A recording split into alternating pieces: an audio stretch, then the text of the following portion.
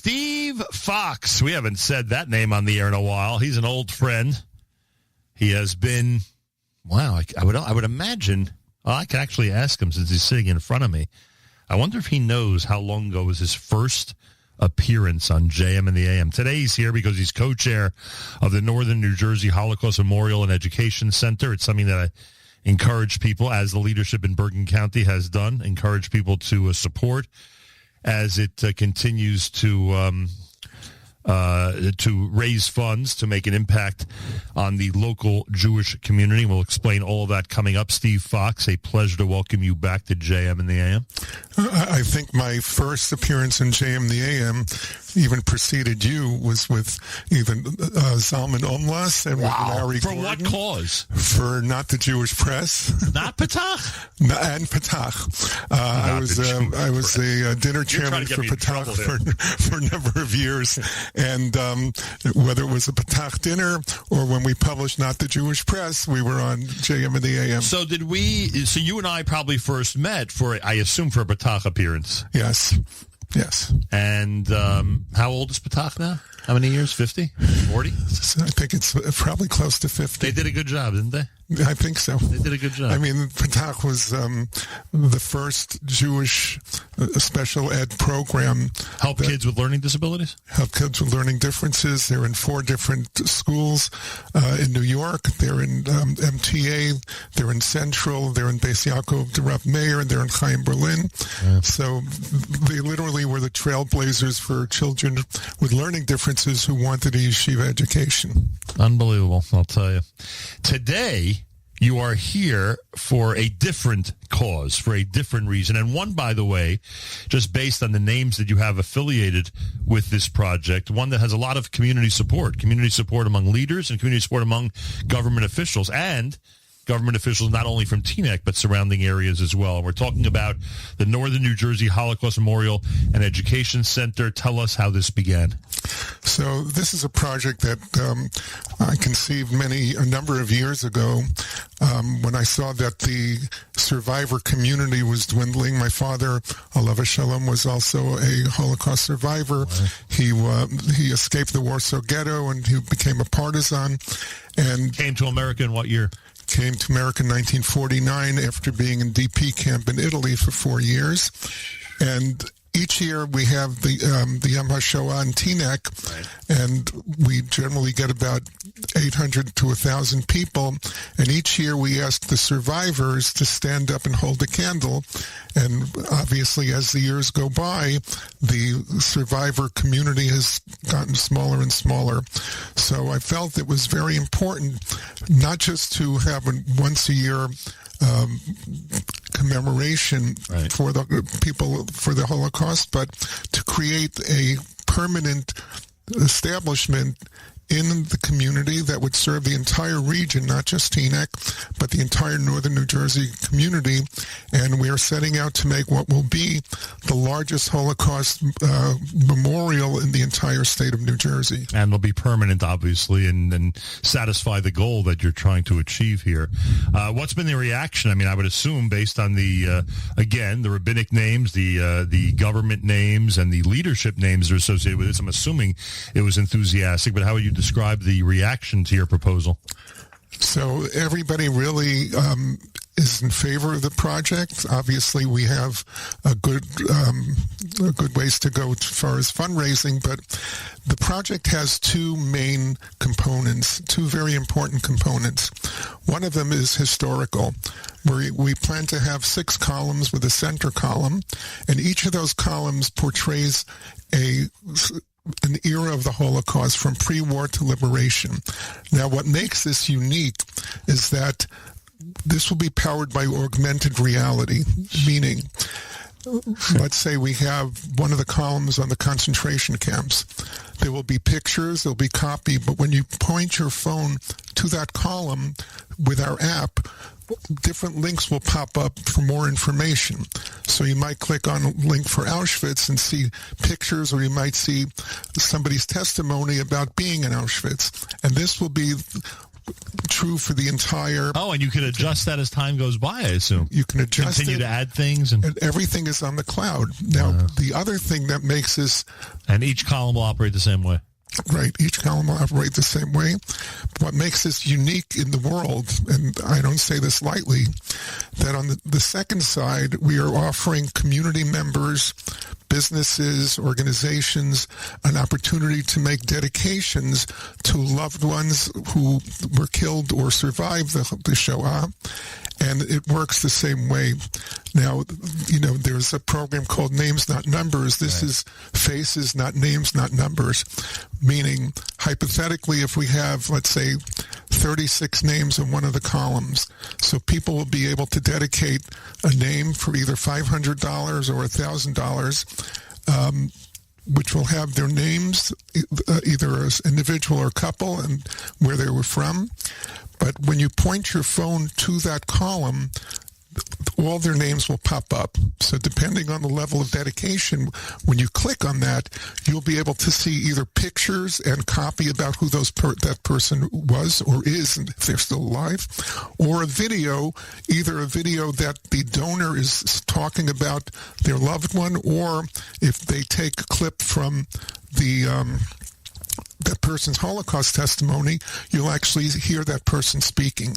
Who's up on all this latest technology, I'd like to know? This pretty amazing. This augmented reality really is a game changer because you can do so much. We're also offering corporations, organizations placed on a sponsor wall where they will also be able to make a dedication and also give a message about what they feel the reason they want to make this dedication. It's not just a memorial. It feels more like a museum, more like an actual presentation. It's an experience. Right. It's literally meant to be an experience. Look, most of the young people, and I'm not talking about the yeshiva students, but most of the young people don't know what happened at the Holocaust or don't believe the extent of the killings in the Holocaust. So our aim is not necessarily to preach to the choir. Our aim is to bring school students, churches, synagogues from all over the state to come and listen and learn. And so we will be right next to the Teaneck Library. Oh, so where is this exactly? This will be on the Teaneck Municipal Green. The township has given us space on the green. They have not given us any funding as far as construction, but they are giving us space on the green, as well as they will give us cameras and security lighting. And it's also near the police station, which is also a good thing. Right. And if, let's say, a group wants to come and tour the memorial, they'll also be able to make an arrangement with the library to have a follow-up discussion down inside if the weather is inclement. But this is something that literally does not exist in the world. There's no place in the world where you or I or anybody else can say in a public place, I'm going to dedicate something to my parent, grandparent, aunt, uncle, whatever, and the public will be able to see who that person was. So this is something that I feel very strongly about, and we all do, that will be a game changer. And we want to both educate people about the various aspects and effects and the lessons of the Shoah, but we also want to give people in the entire community a place to make a dedication. I know that this is, a real hypothetical, but let's say the funding was not an issue. How long does it take to build a project like this? So it's going to take probably about 4 to 5 months for construction. And not crazy. Not crazy.